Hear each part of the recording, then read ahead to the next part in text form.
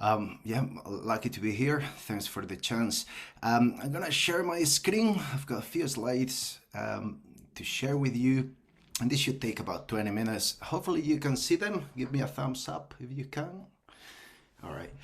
Um, so, I was thinking I wanted to use this opportunity to indulge a little bit on on a bit of an overview, I suppose, of some of the stuff that we've been learning over the last few years and trying to look ahead as well.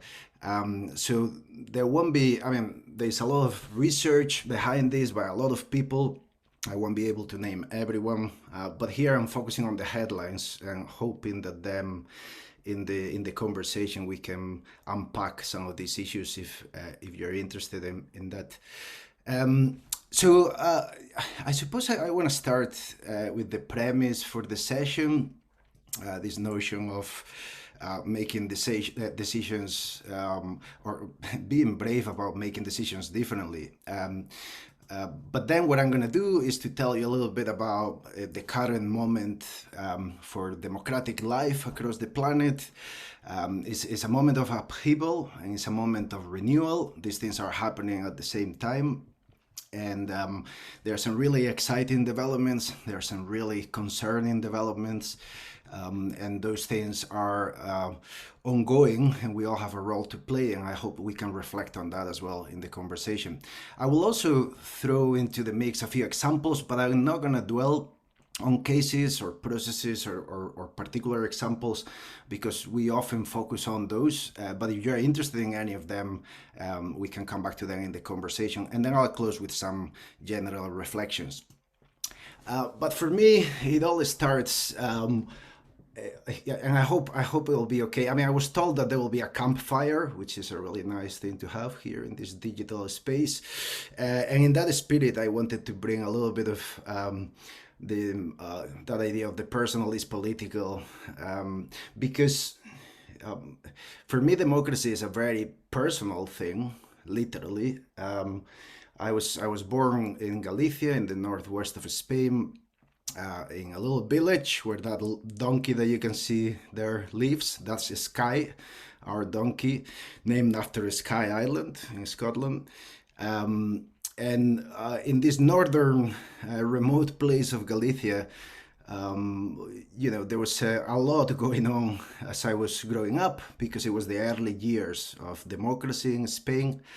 It was a time of overcoming the divides of a 40-year-long dictatorship. Those divides were very present in my own family, where I had the two sides of the Civil War present. But it was also a time to look beyond beyond the traditional ways of working, because the democratic life in Spain had some important spells before the Civil War and in the 19th century, but we didn't have the long traditions that you have in a democracy like the British democracy, for example. So this new democracy that was starting in 78, 79, was a space for experimentation, for trying to work in different ways, and for trying to imagine ways across the divide, and for trying to get beyond the traditional ways of engaging in public life. It was really exciting and very scary. There were attempts to get us back into an authoritarian regime, and we should never forget that. To me, that was highly formative. So I do not take, for me, democracy is not something I learned from theory books. It's something I live very closely and had the opportunity to benefit from it. My parents never went to school. They never got a primary school certificate because of the times they lived through. I got to have a democratic life because of everything that their generation did. And our generation has tried to cope with both the possibilities but also the disappointments of building a democratic system. Then later on, and I suppose I'm saying these things to kind of place in context some of the ideas I'm going to put to you. Later on, I was part of the student movement. It was a movement based on assemblies, and that's where I got interested in deliberative processes, in dialogic processes, and also in the role of facilitators. And that's where I started to do work as a facilitator and a mediator on the practice side of things. And then I started doing research into public policy, how public policy is made. My very first research project was a couple of years of work on policies to tackle social exclusion in Galicia. And at some point, looking at housing, looking at transport, looking at the welfare system, looking at the environment, there was a point where I realized they all had a thing in common. And that phrase that I put there, everything hurts, is a reference to that joke where someone goes to the doctor and says, look, everything hurts. I put my finger on my arm and it hurts. I put my finger on my leg and it hurts. And the doctor, she says, well, clearly there's a problem with your finger, right? That is the common thing to all those pains. And so as I was looking at failures in public policy and decision making across a number of policy areas, I realized that they all had a thing in common across all those very diverse portfolios. And that thing that they had in common was an institutional system that struggled to have good decision-making processes. So that's when I kind of shifted my focus and I started to, well, I still care, of course, about specific policy areas, but I'm more interested in policy processes and democratic decision-making. So the theory of change that underlies this, I suppose, is that it might not be a silver bullet, but if we change our decision-making processes, that might help us to begin to make other changes across a wide range of issues and policy areas. Now, this is now more important than ever because we do face a perfect storm of exciting and concerning trends and tensions. I won't enter into each of these current developments, but I think it's fair to say that given all the issues we are facing, we're really realizing the cracks and the limits of the institutional systems that we've developed and the ways we make collective decisions. And our institutions struggle with two key dimensions. One is legitimacy, having the legitimacy to act, and the other is capacity, having the capacity to act. And those two can be a vicious circle or a virtuous circle. Because if you don't have legitimacy to act, then you don't marshal the capacity to act. And if you cannot act because you don't have capacity to do so, you lose legitimacy. And I think that places us in a really tough spot when it comes to traditional institutional legacy decision-making processes. But of course, democratic life is much more than governance, and we've been reminded of that by a number of thinkers and doers over the years. One of my favorite quotes on this comes from some time ago. One of my academic heroes, John Dewey. And this is a quote that could be read today and kind of feels, at least to me, it feels relevant still today. That notion that if democracy feels like something that others do on your behalf, then democracy is not safe. And this was wisdom that was being shared in between the two world wars as authoritarian regimes were on the rise and a wave of totalitarian regimes was forming. I think that this message still stands, and it is a cliche, but it is true that democracy is never finished. That's the whole point of a democracy. It's a system that contains the seeds of its reinvention, and it needs to keep moving. It needs to keep evolving. If we don't do that, if it's something else, if it's something that others do on our behalf, there is no guarantee that we can hold on to our democracies. And that takes me to, I suppose, the bad news, which we often kind of notice and try to signal that a lot of the current waves of democratic innovation are motivated by trying to combat the democratic recession. And there is a scholarly debate about whether we are in a democratic recession or whether we are not. But you make up your own mind. I'll just share some indicators that to me are quite suggestive. We have been losing democratic systems consistently over the last 10 years, more so in the previous decades. And then, although around half of the world population lives in some kind of democracy, only around 5% live in what the Democracy Index considers a full democracy. Freedom is also the Freedom House report is quite worrying. Less than 20% of the world's population lives in a free country, what they consider a free country, and this is the smallest proportion in over 25 years. And we have seen a surge in autocracies across the world, but there is also a brighter side, because there is also a growth in pro-democracy resistance in all kinds of spaces, in all kinds of contexts. It is worrying, however, that the Global Attitude Survey indicates a rise in authoritarian values, particularly amongst some of the youngest populations in the world. And we should keep an eye on that. I think it's one of the most worrying developments of recent years.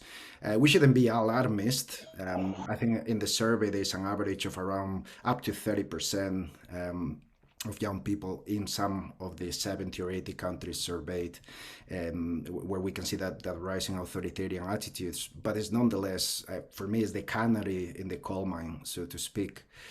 The UK itself, just before the pandemic, recorded the highest ever level of democratic dissatisfaction in its history, since these measurements are in place. And then I suppose one of the things that for me helps me to make sense of these developments on a more global scale is what Dalton calls the participation gap. And that's the gap between the politically rich and the politically poor. Those who know how to play within the current system, within the current systems and kind of dynamics, spaces, contexts, and those who don't.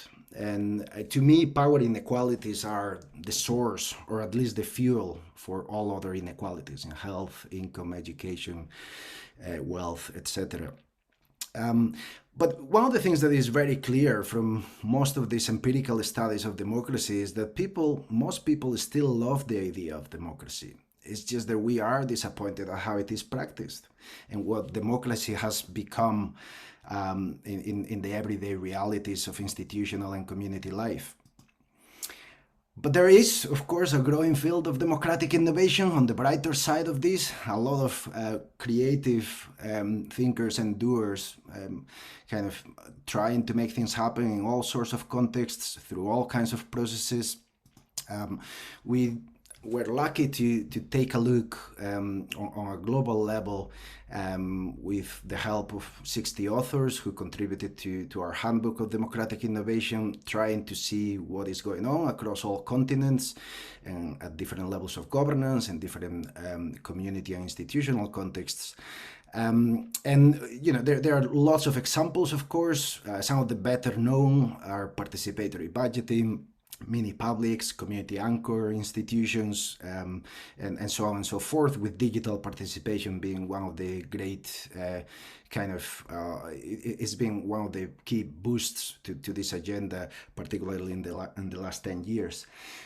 For us, democratic innovations are processes or institutions that try to reimagine the role that people are given in democratic governance by increasing opportunities to participate, to deliberate, and to exercise influence. So it is about sharing power, and we might come back to that in a bit. I don't want to dwell too much, but just for those of you who might not be familiar with some of these examples that I've mentioned, I'll just do a quick run through some of them. And those of you who are very familiar with this, forgive me for saying this again. I'll focus on just a few of them. Of course, mini publics are currently very popular. Mini publics are bodies or institutions selected through civic lottery and given the time to examine issues and to try and then come up with informed conclusions, recommendations. There have been lots of them at the local level. There have been hundreds, probably thousands, because some of them go back to the 70s, the citizens' duties and planning cells and others. But more recently, the climate assembly is taking place in France and in the UK and in other places have become quite prominent, although these things are still on the margins, and most people are totally unaware of these processes. Despite the current hype around some of them. Of course, in Scotland, we're not short on these things. We now have a couple of assemblies doing work. Both of them already concluded, but the work continues.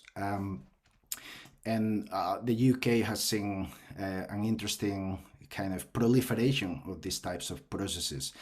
Part of it linked to the demands of Extinction Rebellion, part of it building on a longer tradition in the UK of community participation and engagement, and trying to bring in some of these deliberative innovations into that space. This was the Citizens' Assembly of Scotland when we could still meet in person. Then it had to move online, which was an interesting experience as well, and a very positive experience actually. I think we might talk about that because there's a lot that we can do digitally that really has potential, and we are totally underutilizing that in democratic life at the moment. But the reason I wanted to mention this is for those of you unaware of this, we are going to be publishing the research report about this assembly pretty soon, and if you want to keep an eye on that, that's the website right there.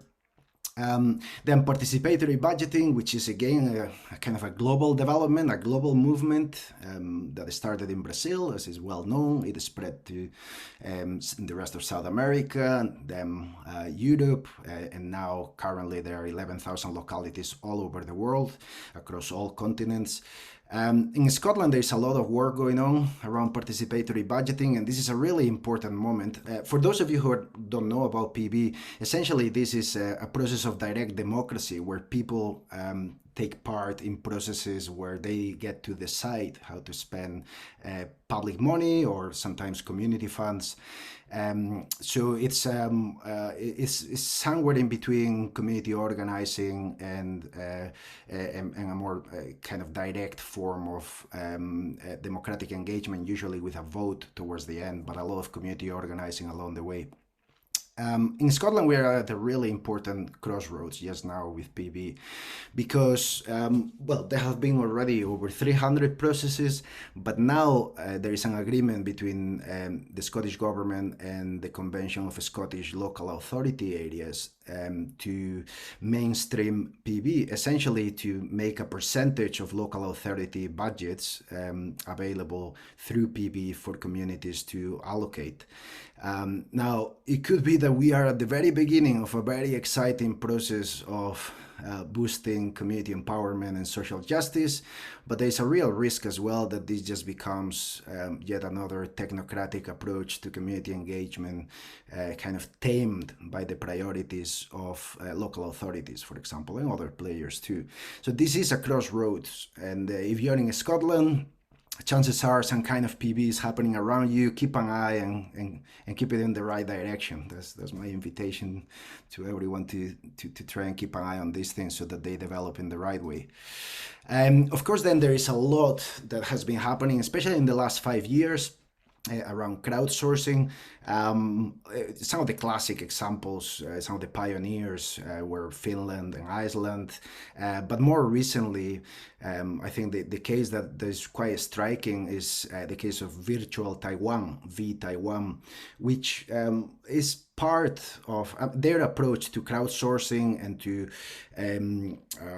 open access technology and collective kind of co-production through online platforms and all kinds of interesting technological systems is part of, or at least one of the factors in the successes that Taiwan had in their response to the pandemic.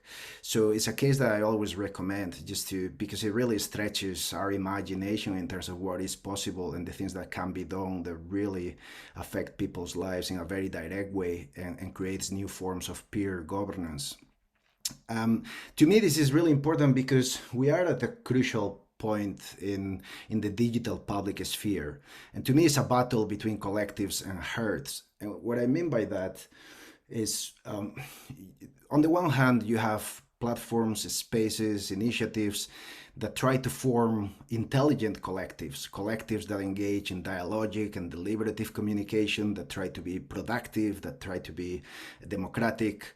And on the other hand, that's an example of digital participatory democracy. But on the other hand, you have very powerful forces, for example, authoritarian populism, authoritarian populist movements, which to me, they don't form collectives, they form herds, a dynamic between leaders and followers. And hence the term herd is that very traditional elitist way of thinking about the world, now translated to the digital world.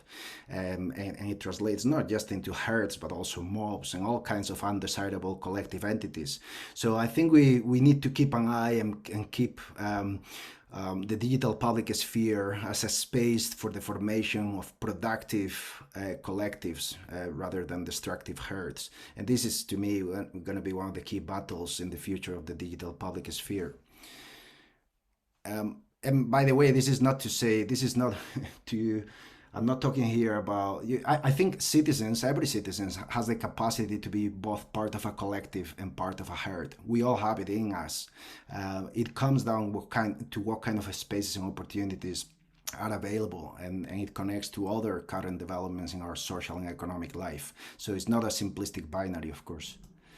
And then the final example I'm highlighting here is the space of the community economy or the community economies.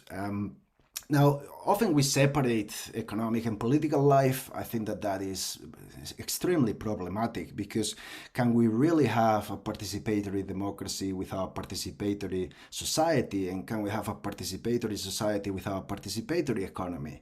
I don't know that we can. I think these things are connected. People need to have their basic needs met and have, that sentence I used earlier from Dalton, the political wealth, so that there is no disparity between the politically rich and the politically poor, those who can engage and those who can't. So for me, the economy is a fundamental dimension of democratic life, and we should stop separating these things as if they could be separated. Now, the place where I found a lot of hope when we were developing the What Works Scotland program, which was a 5-year research and practice program in Scotland, one of our purposes, the remit that we had, the objective that we had, was to see to what extent the proposals and ideas of the Christie Commission on the Future of Public Services were being realized in practice across public services in Scotland, across institutions, but also communities. And the places where we found a lot of hope was not necessarily in traditional public services. It was in community anchor institutions. Sometimes these are community ownership initiatives, sometimes housing, community housing organizations, or all kinds of community development trusts, and so on and so forth. We've written a lot about community anchor institutions, and if you're interested in that, please do visit the What Works Scotland website. But what we found is that the real edge and the frontiers, the positive, constructive frontiers of what the Christie Commission was proposing were being realized much more in the space of community anchor institutions than in the space of traditional public services. And we found a lot of inspiration there for how we might build new institutions that are somewhere in between, that provide a new bridge between the state and local communities. And to me, this is part of a bigger shift, and here is where, if you haven't come across the work of feminist economists like Kate Radworth and others, it's worth taking a look, because it's part of this bigger shift from economies of scale and accumulation to economies of scope and imagination. And to me, community anchored institutions are key engines of some of the most promising forms of economic life that we need to develop in light of the climate emergency and other developments. I won't dwell more. I could talk more about that. Maybe some of you will want to talk more about that in the conversation. But for now, I want to conclude. Just offering some closing reflections, I suppose, or some provocations. I suppose Our generation, whatever that means, and I know this is a diverse group, but our generation, in our time, we have a very important task, which for me is one of the most fundamental tasks that we can engage in, which is to reimagine democracy by reversing all these attacks on the public imagination that have taken shape in the last 100 years. I'm using that as a shorthand, but in some places more, in others less. But it's this idea that democracy is just about electoral democracy, that politics is just about party politics, that we can only organize society and the economy on the basis of the duopoly and the alliance between the state and the market, as if we didn't have the space of the commons, which is the oldest form of socioeconomic organization in the history of humankind. And that attack on the public, those attacks on the public imagination are important because this is one of the reasons most people just do not notice what's going on in terms of democratic innovation, what's going on in terms of reversing the democratic recession. It's just not in a lot of people's radar because it doesn't make it into the radar of the media. It doesn't make it into the radar of all kinds of intermediaries. And it has a lot to do with the very narrow constraints placed on our public imagination about what a democracy is and can be. At the heart of this is as well this notion of power as a zero-sum game, meaning that if you share power, you lose power, right? In the work that I get to do with politicians at local level, at national level, it's clear that sometimes, and for the right reasons, they are quite cautious about going too far because down these ideas of democratic innovation, because they believe that they are going to lose the little power that they have, and they don't have a lot of power. I mean, we might get into that in the conversation, but in Scotland, for example, local councillors have very little power and very high expectations placed on them. So the prospect of letting go of the little power that they have and sharing it with communities is not necessarily very appealing to them and to the electoral cycles that they need to respond to. Now, this is a problem. It is a problem because power doesn't have to be a zero-sum game. Sometimes in sharing power, you generate power you didn't have. And this goes back to those ideas about capacity and legitimacy. If you share power, and in sharing power with communities, with citizens, you develop new legitimacy to act, new capacity to act. You are expanding power. You're not just letting go or diminishing power. There's also a lot still to be done. A lot of people think that people don't want to get involved, that they are not up to the task. Those are convenient myths, and there's plenty of empirical evidence to counter that. Given the right conditions and support, people can grapple with all kinds of issues and come up with all kinds of solutions, decisions, etc. We also, of course, have been placing this emphasis on democratic innovations, but these are just one part of what needs to be a much wider and vibrant ecology of practices, systems, and institutions. We still need, activism and protest and community organizing and all the spaces and processes that make up a vibrant democratic life. So this is not to say, that democratic innovations are the only thing we need, but they do provide important bridges. They do provide a bridge between the streets and legacy institutions, and we need those bridges. We need to overcome the fragmentation that there is out there. Then I don't want to enter too much into these key trends that we notice in democratic innovation. They all come with their promise and perils as well. There's a lot going on with digitalization. It can be very exciting. It can be both an engine of possibility and an engine of inequalities, and we need to keep an eye on that.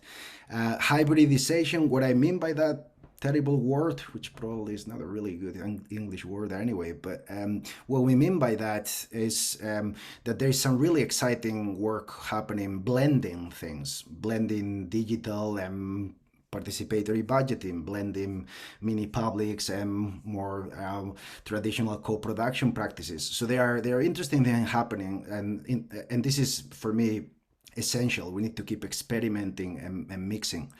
And there are other trends happening, like, some of these processes begin to be more institutionalized, more professionalized. That is a double edge. We need to be mindful. We see this clearly, the work that Caroline Lee and others have done in the States, what happens when corporate interests and all kinds of unwanted influences begin to enter that space of professionalizing the field of democratic innovation. So we need to keep an eye on that, of course. And then there are very exciting developments around scalability. So, there are, for example, pilots just now going on around global assemblies and things like that. Finally, I think we need to recognize that this is a moment in time that has tremendous potential, but we also need to recognize that we don't have time. If this was happening 40 years ago, maybe we could take our time. The task is urgent. I don't need to tell you about the various imminent crises.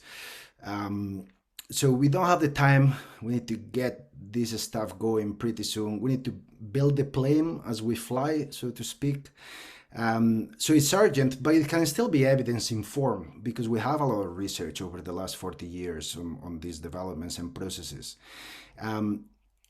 Just returning to that idea of making sure that these new institutions help us to rebuild both legitimacy and capacity to accomplish that thing that is so difficult for traditional institutions: short-term action based on long-term thinking.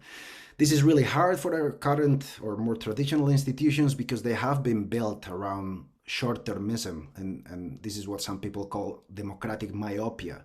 You only see what's around the corner because you are trapped into electoral cycles, market-led cycles, that kind of stuff.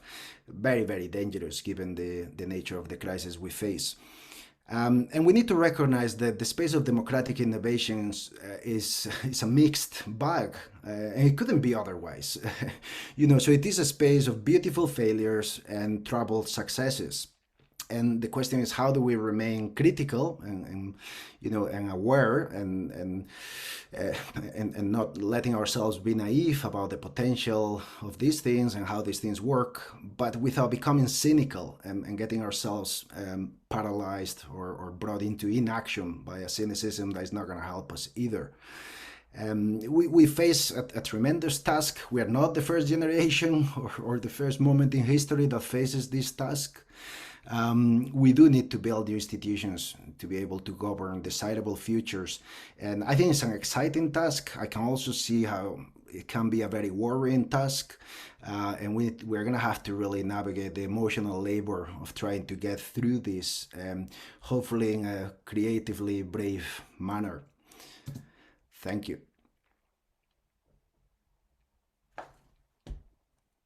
And I'll just say that I'm adding here a couple of databases, online crowdsourcing spaces. Well, one of them, Participedia, is a crowdsourcing space, just in case you want to go and take a look and look for inspiration of processes, cases, things that people are doing all over the world. And the second one is the Latino database, which is both in Spanish and in English as well, with cases in Latin America. So I highly recommend taking a look. It's always, when I'm feeling a little bit down, that's where I go to fish for hope. Thanks so much, Oliver.